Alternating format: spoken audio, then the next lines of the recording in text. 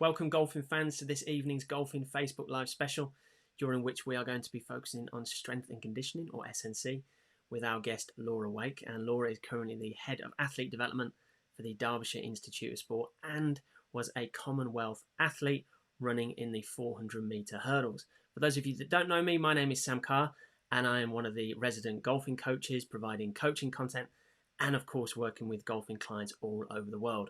It was a really fantastic interview that I actually recorded earlier on today with Laura. Over the past few weeks, through our social media promotions, we've obviously told you that Laura was coming on and we asked for you to send in your questions, which quite a number of you did, so thank you for doing that. And we picked out key themes and some of the best questions to ask Laura, and we came up with 9 core questions that we sent across to her, and she answered fantastically well. There are some absolute golden nuggets in this interview with Laura, which will definitely help your golf. And in fact, from my perspective, she changed the way I viewed S&C, in particular the benefits S&C can have after we've played golf. I always thought of S&C about preparation and our performance during, but actually how it can help us after we've played golf. So stay tuned, watch the interview. I'm live now and I will be live throughout, so please feel free to send in your comments. Don't forget to like this broadcast as well and share it out to your friends, family and other golfers as well, who I'm sure would like to know more about S&C and the benefits that it can bring to their game. So without further ado, I will jump straight into the interview with Laura Wake. Enjoy golfing fans, and I will see you after. So here we are, golfing fans. We are in the interview with Laura Wake. Laura, you can now see her on this side, on screen. So welcome, Laura, to the show. Thanks for joining us. Hi, thanks a lot for having me. My background is actually in track and field athletics, so golf's a little bit of a different world for me, but it's for most people. Yeah. So track and field athletics has kind of brought me along to being an S&C coach. So I'm now going to be the kind of head of athlete development at the Derbyshire Institute of Sport. So new world all along. Yeah. Yeah. So what does that role involve, sort of specifically? Yep, so primarily my kind of main role with that kind of athlete development is the strength and conditioning side. So at the Derbyshire Institute of Sport, we work with athletes of all ages and of all ranges across all sports. We just want to support anyone and everyone that wants to become a champion, whether that's a kind of county champion or just a competition champion, or whether they want to become national, international or Olympic champion. We've kind of worked with all of them across the board and all ages. So that's what we kind of do at the Derbyshire Institute of Sport. We support young and old athletes trying to kind of follow their dreams. Because a few weeks ago we spoke with Dr. Phil Clark, and obviously he's involved as well. And I think one of the things that I never actually asked him was, is the Derbyshire Institute of Sport, is it relatively new? It's actually been around. It was kind of created as a legacy program after the 2012 Olympics. And I came in 2017, so a few years back now, where they just kind of started snowballing this program, where they started off in 2012 going, right, okay, Derbyshire, we want to be that. Derbyshire's got all of these Olympic champions. We want to be the biggest county with all these Olympic champions. So that's where they started. And it's just kind of grown and grown from there. And every single Olympics or Commonwealth Games that has come around, Derbyshire has had more and more athletes attending and more athletes winning medals and winning competitions and actually succeeding. So it's massively succeeding, the program, and it's just going from strength to strength. And now obviously we have a full support team. Obviously you mentioned Phil is psychology. We have nutrition. We kind of have lifestyle support and all of that kind of thing as well. So we've got the kind of full works. See, that's interesting as a legacy project, because we know there was a lot of talk, wasn't there, about the legacy out the back of the London Olympics and what have you, and there was an argument about, does that legacy really exist? Are there venues that are sat empty and all that kind of stuff? But obviously from the Derbyshire Institute of Sport, there is a very strong legacy that's there, and arguably a successful one as well.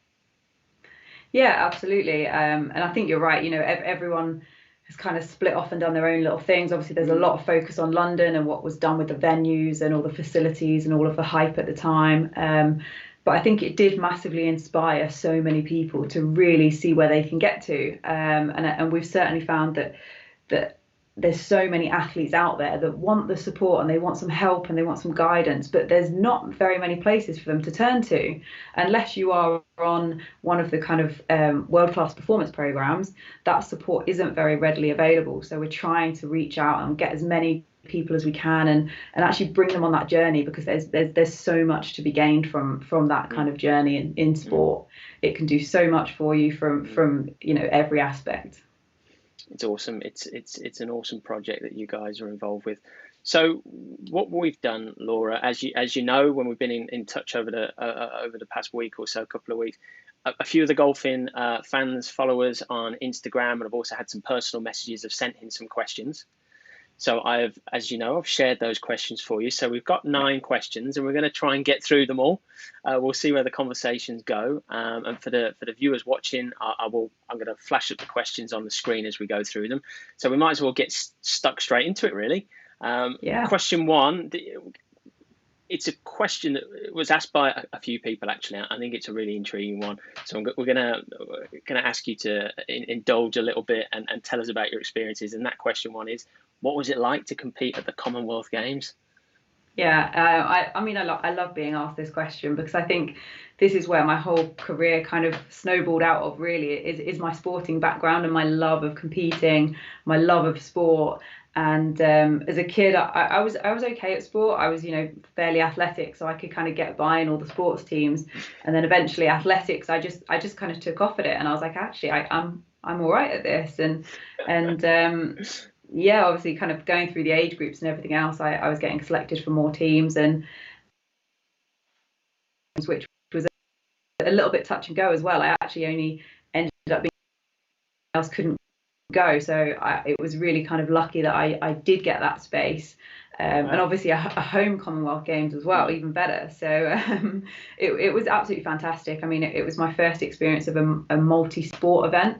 I mean, I'd been to athletics European events and world events before, but nothing where it had been multi-sports, and you just can't really explain that, how big it is when you're there. When you're in the athlete village, when you're kind of walking around and you're speaking to people in the England team who are from all different sports, but everyone there is just so friendly. Everyone's so like-minded in terms of wanting to meet new people. What's your experience like in sport, and how can I learn from you? Can I take something that that you find useful and take that into my competition?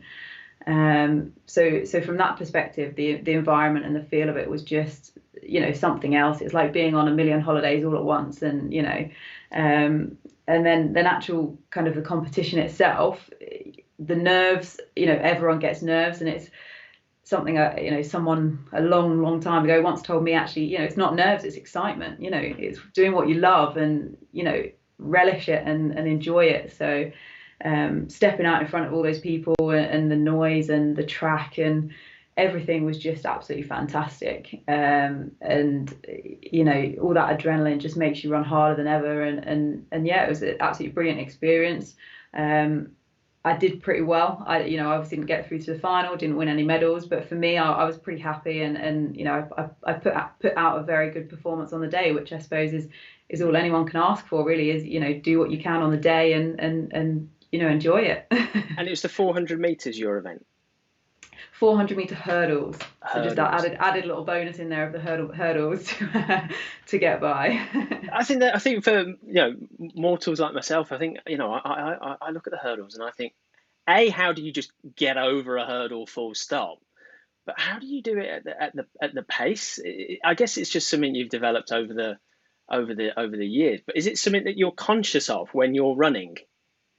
Yeah, absolutely. There's always something to be thinking about in the 400-meter hurdles. I only started the 400-meter hurdles quite late. I did just do the 400-meter flat races, and then I just decided to go a little bit mad and add the hurdles in as well. So there's always something to focus on. That's the thing I quite liked about it. You've got 35 meters between the hurdles, and that 35 meters you've got to think, get ready for this next hurdle and take it well. It takes a lot of practice, a lot of hitting hurdles and learning how much it hurts. Yeah. That's always a good learning point.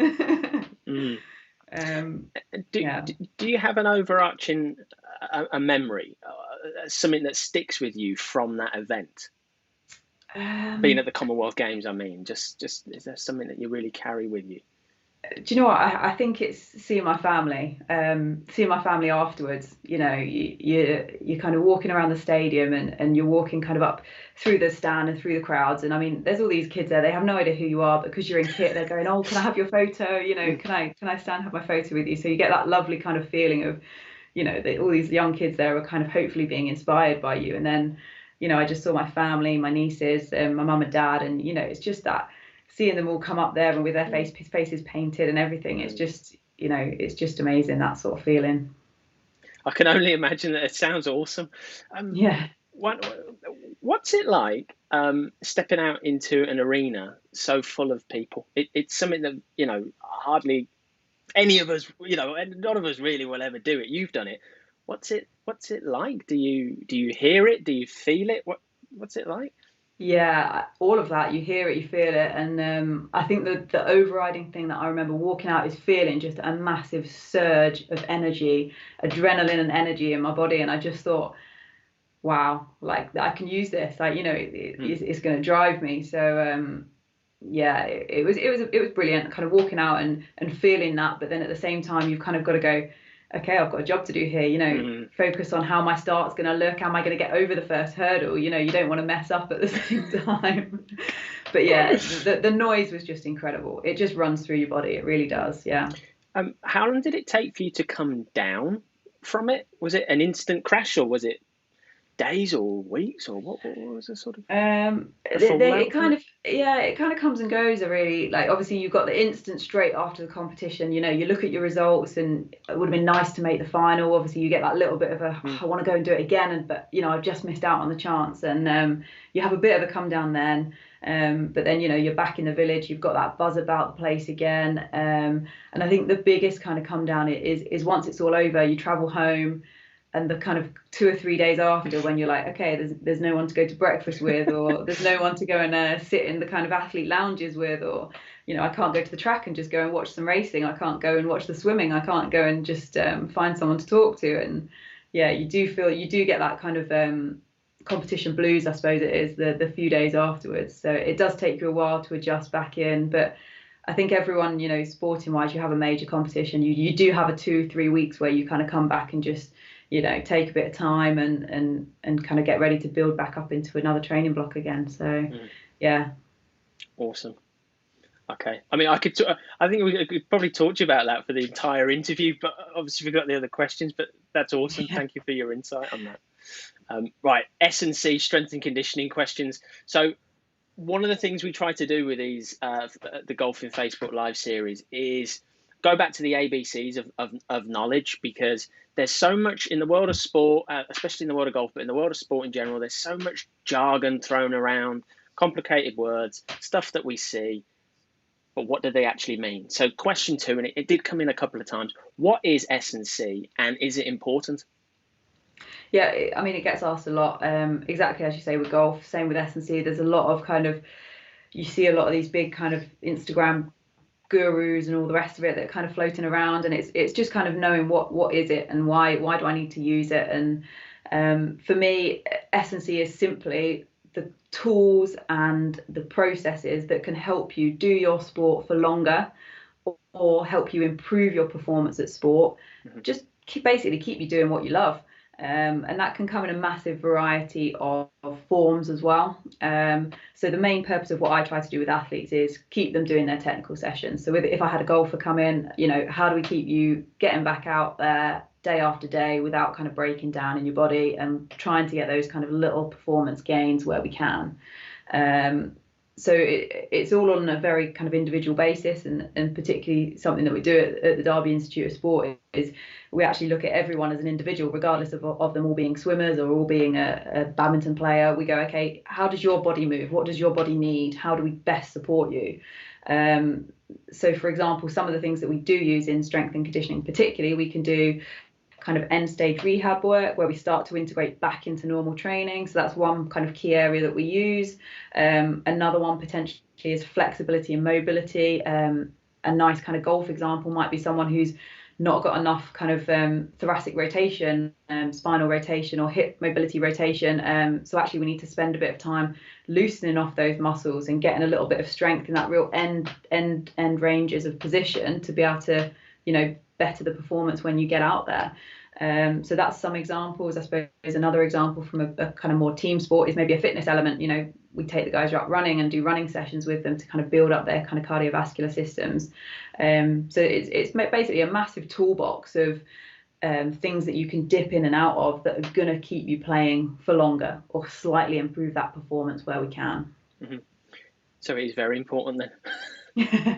I think so, yes. I think if you find the right area of S&C for you, it can be massively important. And I think, it is all about keeping you doing what you love. So, if that's the ultimate goal of what you're doing, whether you're a high performer or just a weekend performer and you want to go out on the weekends and enjoy it every week, you want to be out there. You don't want to be on a physio bed or, elsewhere. That's where you want to be. So that's the purpose of what we do. And that's why, to me, it's very important that everyone kind of has an understanding of it and some support with it as well.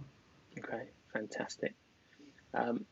Third question, what sort of S&C work are young athletes doing these days? So are there any quirky things that are going on, or what is there? Well, I mean, you mentioned that it's individual. I was going to say, is there a standard approach? But I'm guessing it, as you just mentioned, it is totally individual to the person.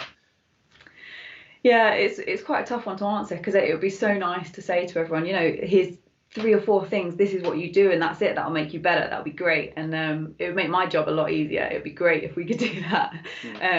But I think there's always going to be kind of novel ideas, and there'll be kind of new training protocols that people kind of shout about, but actually a lot of it is just recycled stuff from years and years ago, and it's just actually finding athletes that it works with. I think that's the biggest thing, is figuring out your athlete. You kind of build up a relationship with them, you find out what they do and they don't like, and so yeah, for me with the young athletes, I think it's massively kind of mastering the basics. We spend a lot of time actually going, can you kind of simply stand on 1 foot? Can you stand on 2 feet quite well and balance yourself and coordinate your body? And particularly for youngsters, I suppose coordination is a big one that we work on, especially when we've got kind of growing athletes who have got kind of arms and legs all over the place. It's actually, their coordination gets thrown off quite a lot as they're growing. I don't know whether you get kind of young golfers must go through a similar sort of phase, I guess. Well, I was just going to ask, do you find in general that they sort of, I don't know how to put it, the level of coordination in young athletes is probably not as good as it should be? I.e., are they doing enough of that sort of work in sort of general education environments to help their physical development? I mean, or do they come to you and you're kind of going, we've got a lot of work to do here? Yeah, it's a really good question, I think. I think there's a little bit of a mixture of both. I think we see some athletes who play about 5 or 6 different sports and they're very, very coordinated and it's very, very good.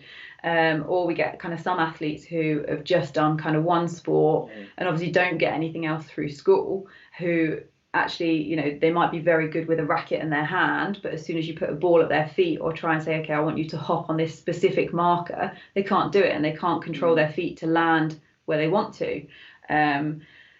So there's definitely a lot of coordination based work that youngsters could be doing that I think, isn't necessarily always built into school programs. I think, PE is quite typically game based. They go and play football or they go and play hockey, but they don't necessarily learn, simple things around, hopping and balancing and, going from one side to the other, left and right hand, kind of juggling based skills and things like that. Some simple things that actually, we get kind of, well, we get adults. I mean, not even kids that we're talking about here. We get adults that sometimes can't do things like that and can't coordinate a like left, right arm and leg movements and things like that.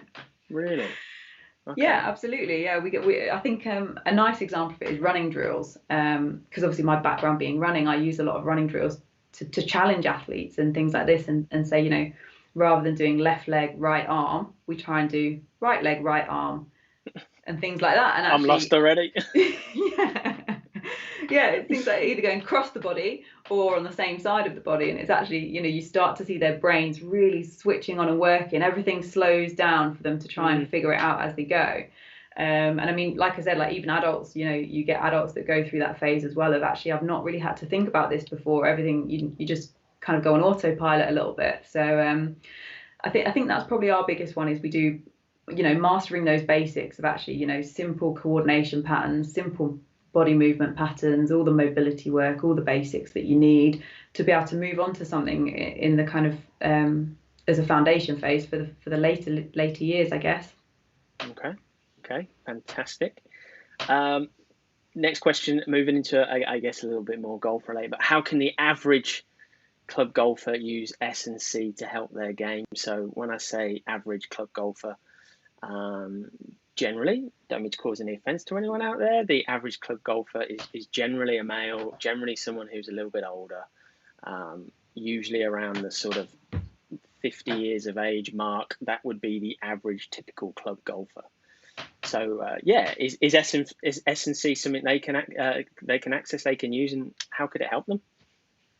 Yeah, absolutely. I think it comes back to that point of actually understanding who you are, and obviously everyone knows themselves best. You know how you move. You know those areas when you're out on a course, for example, something starts to feel a little bit tight, a little bit sore. You know that one area that starts to get tired towards the kind of end of the round or wherever you get to on the course. If you can pick up on some of those areas and what your body's telling you, you can start to build an S&C program for yourself. It's simple things, again, coming back to mastering the basics. If you know that, your shoulders and your back or everything feels a little bit uncomfortable the next day, for example, have a look at some basic mobility around those shoulders, some basic strength, actually just body weight work that you can kind of have a go at to kind of pick on those niche areas for yourself, that you might be able to kind of find something that works for you. Okay, that's it. Because in my head, my prejudgment was that we can use S&C sort of post-event to create a performance gain during an event. But actually, if we talk about the average golfers I've just described, it can really help them. Sorry, I said post, I meant pre-event, then during the event. But it actually can really help them post, can't it? From reducing pain or back issues that they get after they've played golf. That which is a really common issue with club golf. Actually, I just thought about it pre-game of golf and then during game of golf. I hadn't thought about it post.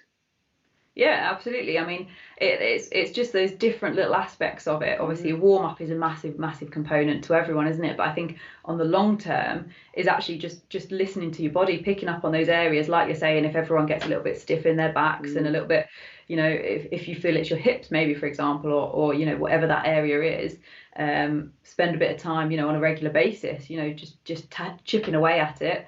Trying to get that little bit more mobility or that little bit more strength, or even just basic control. Can you control your shoulder in all the directions that it needs to move?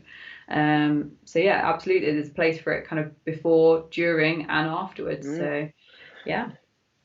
And at the end of the day, from a golf perspective, we want to try and help people play the game for as long as they can, from a participation perspective. So reducing pain levels is really important, isn't it? So I think I always talk about golden nuggets during these interviews, and there's been a couple already, but that one really sticks out for me. So golfers, we need to think of S&C about post game as well. And I know a few of them because I work with a couple of them, and I know them anyway, the people that will be watching who suffer with back issues, knee issues, all sorts of things. So S&C guys. So it is, people, your body. So, when you know that area, whatever your problem area is, that's where your go-to is for your S&C work. That's your starting point. Master the basics of that movement pattern, whatever it is. Where can they get information from? I'm going off piece now, but... It's a tricky one because there's so much out there, and it's trying to figure out what is kind of trustworthy and what is kind of useful, and what is just a lot of noise, and kind of is trying to see through that. I think when you're kind of looking for things like that, obviously, we do have an option to support people on through the Derbyshire Institute of Sport. So if people want that kind of more bespoke service, that's something we have.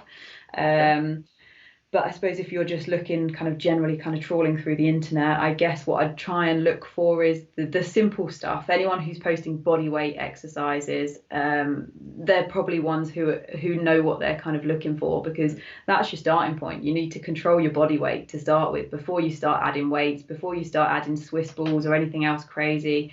Just, what can you do with your body? And I think most people will know what, like you said, if someone's getting knee trouble, let's work on a basic squat, a 2-footed body weight squat. Can we get that feeling really nice and really comfortable? And then let's look at maybe starting to move into a lunge, and then we kind of progress onto the single leg. So we kind of have that progression from a 2-footed, nice stable exercise to a staggered stance with that lunge, and then onto a single leg. And I think a lot of the time it is just the basics. People know a press up, people know a pull up. It's not kind of groundbreaking things they need to look at. It's just actually, some simple advice on those movement patterns and working through that. And if you need to break it down into something more simple, just look for the body weight exercises that link into some of those movement patterns. And you mentioned that people could come and see you guys as well if they wanted to. Yeah, absolutely. That's we've set up kind of various different programs, and we have got an online one this year for the first time, with kind of obviously all the COVID online work going on. We've figured it out, and we're still kind of getting there with how it works, but we're finding that actually we've got a lot of success with it as well. Some of our athletes are really liking it, and it's really working for them, and even coaching over online. I mean, you've kind of had a bit more experience of that. By the sounds of it, but we're starting to realize actually, we can still get that nice kind of personal coaching touch, and we can still make a big difference in athletes kind of conditioning. So it is working. So if you wanted to look at more, the website has got a lot of information on, so that would be a nice place to see some more of your golfers. And is that would that just be derbyinstituteofsport.com or something along those lines, would it? Yeah, Derbyshire Institute of Sport.co.uk. .co.uk. Yeah. Okay, great. Yeah. I guess we've kind of touched on this question 5, but can S&C help prevent injury? So I suppose it's specifically around preventing injury. Yeah, it definitely can. I don't really work on my own that much. We have a great physio here who I am constantly kind of talking to about all of our athletes. Even when they're not injured, we have a lot of conversations exactly on that injury prevention side. He kind of screens them and flags up areas that he goes, oh, this looks fine for now, but it could become a problem if we don't kind of address it. So that's a lot of what our conversations are, and a lot of that is around asymmetry. So sports that use one side of the body a lot more than the other. Might ring some bells for you guys. Obviously, you're very kind of asymmetrical with golf. It's all swinging in one direction, very, very fast and very explosively. So we know that there's that kind of one-sidedness to golf, which is an injury risk, which is something that we try and work on keeping a nice balance, that we don't go too far into that one kind of directional movement.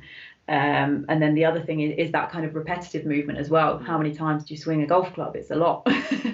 So it'd be looking at all the muscles that you use when you're actually doing that, and making sure that, one, you're kind of using the right muscles, which is where your kind of technical expertise comes in. Is this person technically moving well to use the right muscles?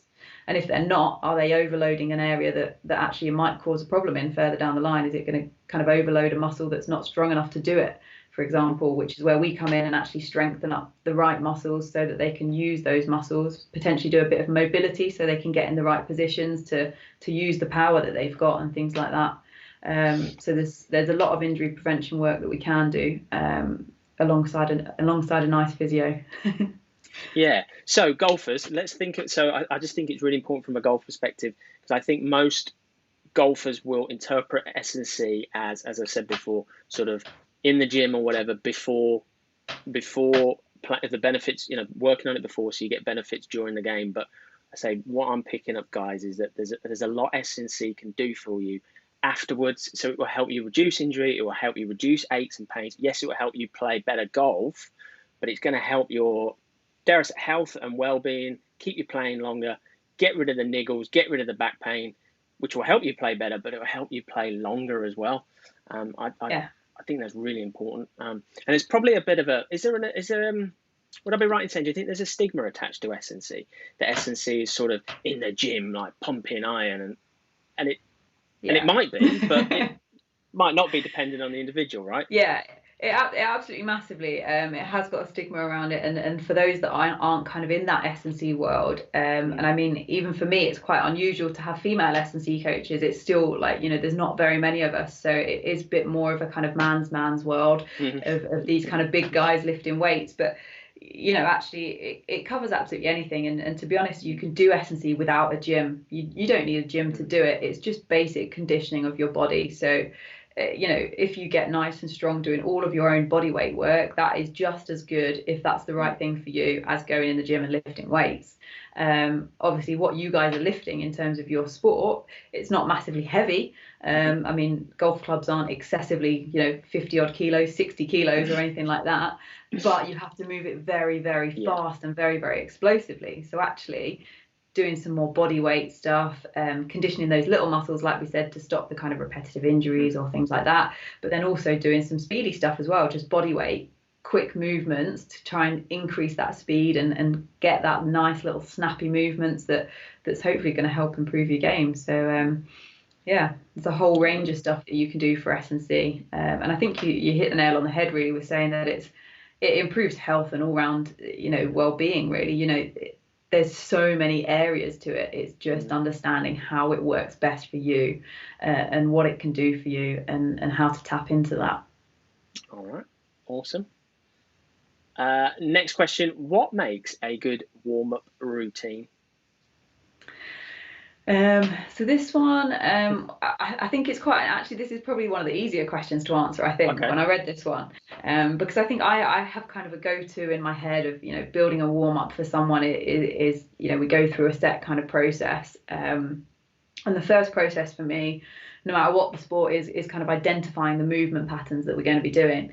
So for golf, you'll have your set movement patterns. You'll know, these are the areas that I need to warm up. And once you know those areas, we kind of run through the process of mobilizing the joints. So all of the joints that are going to be working, we want to mobilize them somehow.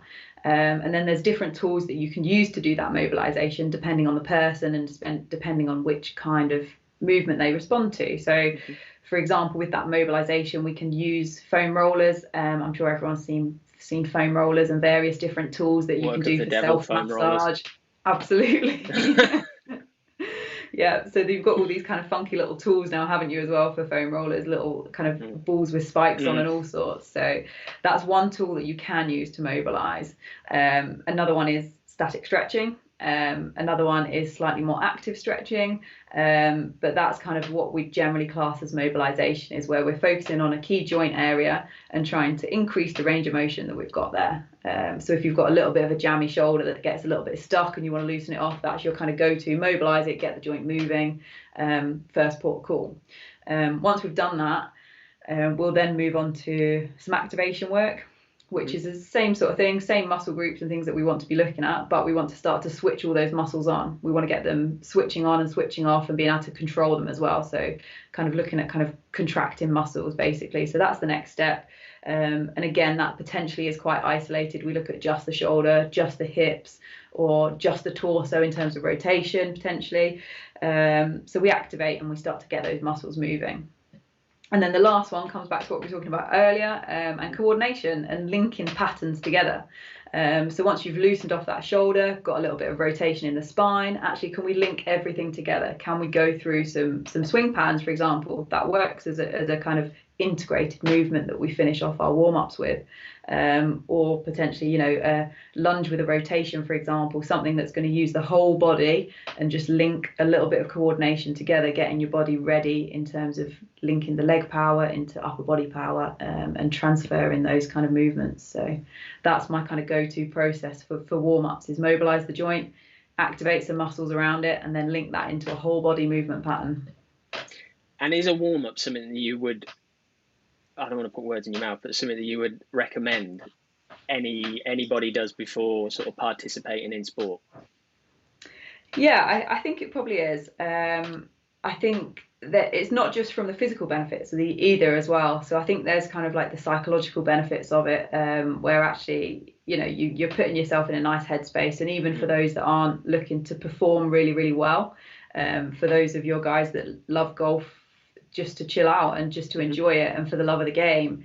You know, you want to leave everything that's happened at home at home. So, you know, giving yourself that, it doesn't have to be long. 10-15 minutes is, you know, you can get a good warm up done in 10-15 minutes, but it gives you that space just to switch off from everything else that's happened and gone, okay, I'm in the zone, sport, you know, I can enjoy this now. I'm not bringing anything with me. So I think, yes, it's I'd always like to do it. Yeah. Okay, fantastic. Which is more important? I thought this was quite an interesting question. Which is more important, efficiency or power? Yeah, I think it is an interesting question.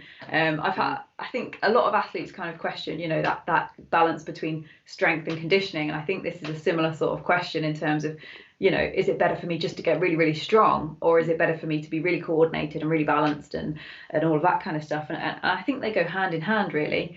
I think if you build on your efficiency, your power can get a lot better, because you don't have to get stronger, you don't have to get faster, but you can just link the movement patterns and transfer those forces more efficiently. So the theory is that, you know, if you link the forces nicely, then, you know, your output's going to be better as well. So I think they do go hand in hand. There is certainly value in also strength training and power training. And sometimes actually people just need to get stronger. They're just too weak. And actually, you know, they look all over the place, but they're not necessarily inefficient. They're just weak. So it's coming back to that kind of, you know, working out who your athlete is. But I think, yeah, they definitely go hand in hand. And I think the kind of principle in my head that kind of overrides anything is the concept that you can't shoot a cannon out of a canoe. If you can kind of envision that, if you've got a really unstable canoe down here, so if you've got all the power in the world, it's not going to go anywhere if you've not got that foundation to explode off of. So that's always stuck with me. It's not my words. I've learned that from someone much wiser, but it's always stuck with me, that expression, and I can picture it so clearly. And I see it in athletes as well, and I think, oh, I've got a real canoe here that's just all over the place. need to build some foundation. I know a few canoes as well, actually. I'm not going to name names, but yeah. But it's quite nice when the athletes don't know the expression and you just, you know, start calling them a canoe. They've got to figure it out. That one's going to stick. That one's going to stick. Yeah, so that's in my head. That's where I start with athletes is build some foundations to let them use their power. That's a good quote. I like that. Okay, a very golf specific one. So the USPGA Tour player Bryce DeChambeau, he's been in the media a lot over the past few months. He's really bulked up. He's hitting the ball miles, absolutely miles. But there's been a big body change. So what's your opinion on the sort of body change that he's gone through?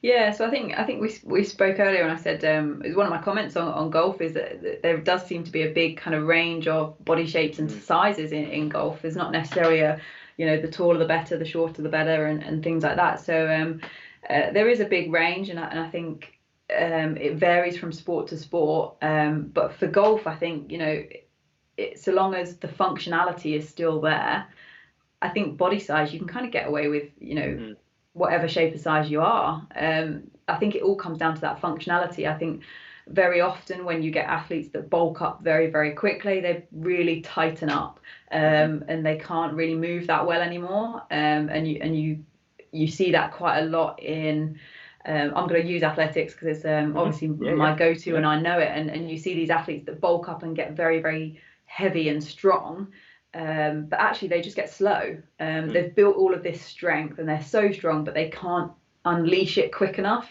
So it's just striking that balance, and obviously it sounds like he's done it very successfully, and he's managed to put that size and that strength on, and is carrying that through into a good level of functionality as well. So it is that striking that balance. Now, obviously, you can never say it will work for everyone, but there'll be athletes that might need to go a little bit bigger, and that they'll have that improvement. But likewise, there'll be some the other way that actually, you know, need to come down a little bit. Does that sort of decision bulking up, and does that reduce longevity? You know, if longevity in sport, if I like Bryce DeChambeau, he bulked up. Obviously, he must have done it in the right way. You know, he still appears to be very much in control.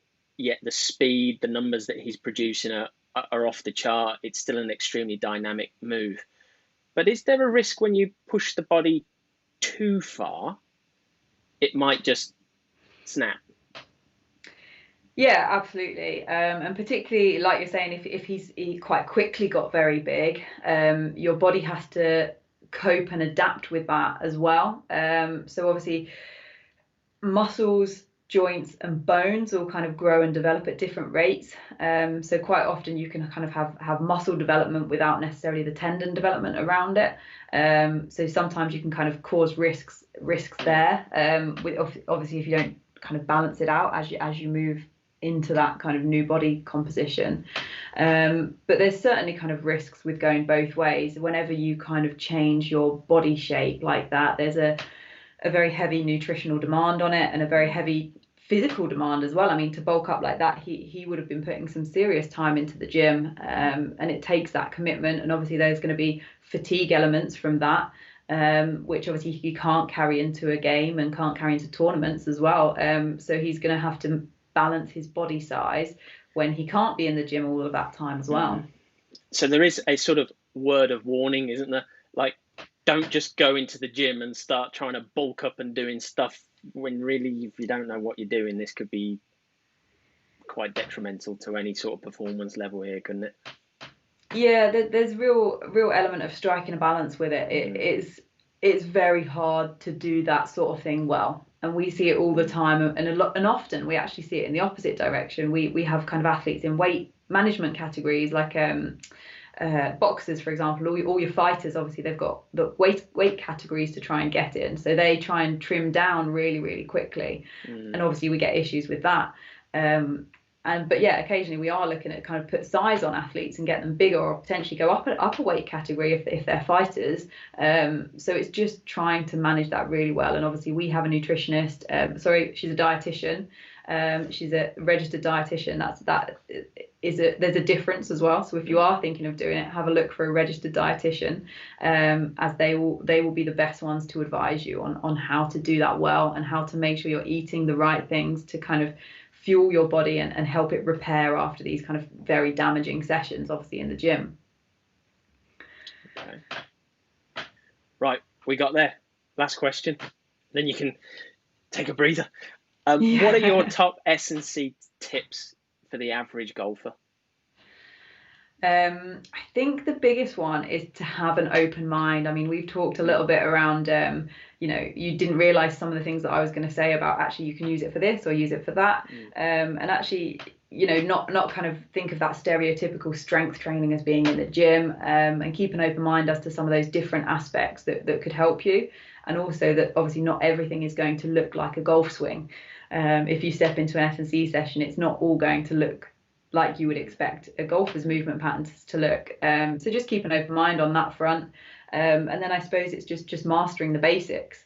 Really listen to your body, and focus in on those areas that you know that you get a little bit of a niggle, or potentially is a little bit of a problem area with you. If it's, you're a little bit inconsistent with your rotation or something like that, just master the basics that you can find on that area, and really kind of progress with those. It doesn't have to be crazy or complex or anything. It's just, focus on something simple and get really, really good at it. All right, awesome. Laura, thank you for your time. I can't thank you enough for joining us and taking the time out to answer the Golfin fans' questions. Just quickly before we leave, if any of the golfers, just mention the website again, if they do want to come and see you guys at the Institute of Sport, what was the website again? Yeah, it's Derbyshire Institute of Sport.co.uk. So you can find us there. And yeah, there was loads of information on the website. But yeah, it would be great to hear from you. All right, smashing. And also, if there's any, there might be some young aspiring athletes who are watching, or there might be parents of kids or anything like that. Is it best to just direct them to the website as well? Is that a good port of call for them as well? Yeah, absolutely. Yeah, we've got with the website, or we have got kind of all the social medias as well. We've got Facebook, we've got Twitter, Instagram, we've got all of them. So you can find us somewhere on there, just searching Derbyshire Institute of Sport. And yeah, we've got loads of information. We do look after parents a lot of the time. We've got a lot of youngsters on the programme, so we send out a lot of parents' information as well. So All right, yeah. brilliant. Well, thank you again, Laura. Thank you for your time. Brilliant, no worries. So there you have it, golfing fans. Laura Wake, Head of Athlete Development for the Derbyshire Institute of Sport. I thought that was a really fantastic interview. She broke down the boundaries, the stigmas of S&C. It's not just about being in the gym, pumping iron and developing big guns. It's about you working with your body, your needs, and most importantly for us as golfers, and as we talked about, the average golfer, the club golfer, S&C can help you play the game for longer and pain-free, which sounds fantastic. We want to keep playing the game and enjoying the game as long as we can. I also thought it was amazing to hear her stories of competing in the Commonwealth Games, what it must have felt like, or how I would feel, or any of us would feel. I don't even know if I could compete or function in that sort of environment. So just amazing stories. What an amazing athlete. So thank you, Laura, for coming on and sharing those experiences. For those of you that do want more information about Laura and what the Derbyshire Institute of Sport do, don't forget the website, derbyshireinstituteofsport.co.uk. Of course, as she mentioned, any of you can go and get involved with what they do there. And of course, if you know someone, a young athlete, an aspiring athlete, it would also be worth linking them in with the Institute, the Derbyshire Institute of Sport, because what they do there is world class, and it's one of the most fantastic environments that you can place a young athlete into. Access to people like Laura and of course Dr. Philip Clark from a few weeks ago, so I'd really encourage that. Thank you to Laura for coming on. Over the next few weeks, we will have more Golfin Facebook Live specials, and we are also going to launch the new Golfin Talk podcast. Episode 1 will be with Dr. Richard Bailey. As some of you would have seen a few weeks ago, we actually did a Facebook Live session with Dr. Richard Bailey, but hands up, I mucked up the sound and there's this horrible big echo over it.